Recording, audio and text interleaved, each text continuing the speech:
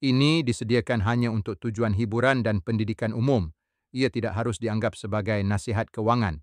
Sila berunding dengan pakar kewangan sebelum membuat sebarang keputusan pelaburan. Slide 1, Dana Persaraan Peluk Bitcoin. Selamat datang ke episod kali ini. Kita nak sembang pasal sesuatu yang dulu orang gelak kalau sebut, iaitu Bitcoin dan dana persaraan. Serius ni, bayangkan duit pencen mak ayah kita yang sepatutnya selamat, tenang, tiba-tiba diletak dalam aset yang dulu orang panggil duit internet haram. Tapi inilah dunia tahun 2025, di mana institusi besar mula rasa Bitcoin ni ada masa depan. Macam love story yang tak direstui dulu, tapi akhirnya kahwin juga. Satu permulaan untuk episod yang penuh gelak dan fakta. Kalau dana pelaburan biasa tu macam budak muda baru kerja, dana persaraan ni kira macam tok ayah, penuh pengalaman, susah nak ubah pendirian. Tapi bila tok ayah pun mula minat Bitcoin, semua orang mula ambil serius. Contohnya GPIF dari Jepun yang pegang lebih $1 trilion. Diorang pun tengah intai-intai Bitcoin sekarang. Bila pakcik konservatif macam ni mula ambil tindakan, maknanya Bitcoin bukan main-main dah. Kenapa tiba-tiba tok ayah kita jatuh cinta dengan Bitcoin? Sebab Bitcoin ni ada aura. Cuma ada 21 juta shilling je di dunia. Kalau duit fiat boleh dicetak macam kertas exam sekolah, Bitcoin pula limited edition. Prestasi dia pula, wow. Tahun 2024, Bitcoin naik 113%, kalahkan S&P 500 dan emas. Macam Messi menang Ballon d'Or, dah tak pelik sangat.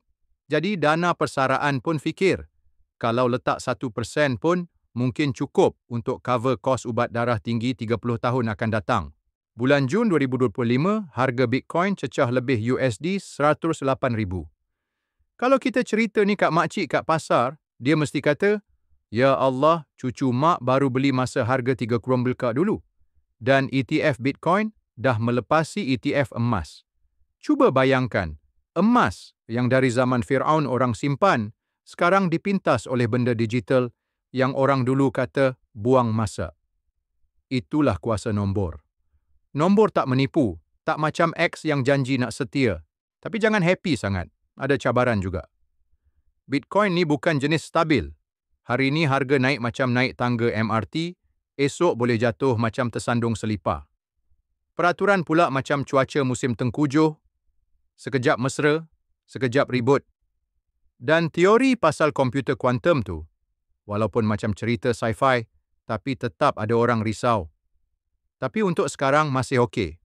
Macam risau zombie serang, kita tahu kemungkinan kecil, tapi tetap beli kapak kat Shopee. Sekarang bukan dana persaraan saja. Syarikat macam Tesla, MicroStrategy, semua dah jadi hodler.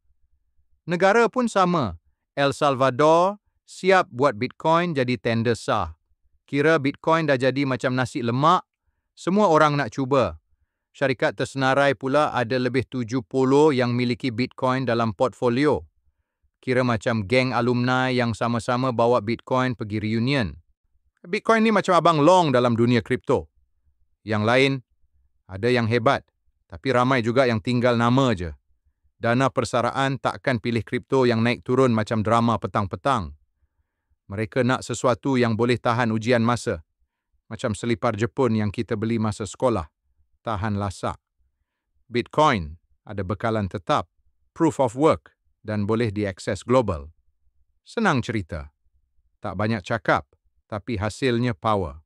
Bayangkan kalau KWSP buka satu tab khas, pelaburan Bitcoin, mesti anak-anak muda daftar terus. Ramalan harga, penganalisis jangka Bitcoin cecah USD 150,000, 250,000 hujung tahun ni. Kalau jadi kenyataan, pelabur awal boleh pencen sebelum umur 40. Negara-negara mungkin simpan Bitcoin dalam rizab asing dan siapa tahu, satu hari nanti ringgit disandarkan pada satu Bitcoin. Tak mustahil bro. Dunia ni dah banyak plot twist sejak 2020. Kesimpulan, Bitcoin bukan budak baru nak up lagi. Dia dah jadi lelaki matang bersuit, sedia masuk dunia corporate. Dana persaraan pun dah terima dia. Maknanya kita kena buka mata. Bukan suruh beli semua simpanan masuk kripto, tapi kaji dulu. Faham kan? Belajar. Kalau rasa okey, mula dengan sikit. Macam pertama kali rasa kopi pahit. Mula-mula pelik, lama-lama ketagih. Okey, sebelum anda jual motor, beli Bitcoin, ingat ya, ini bukan nasihat pelaburan.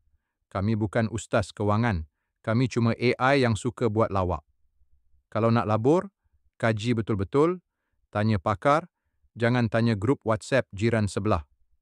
Skrip ni untuk hiburan, bukan jaminan anda jadi jutawan. Lepas tengok video,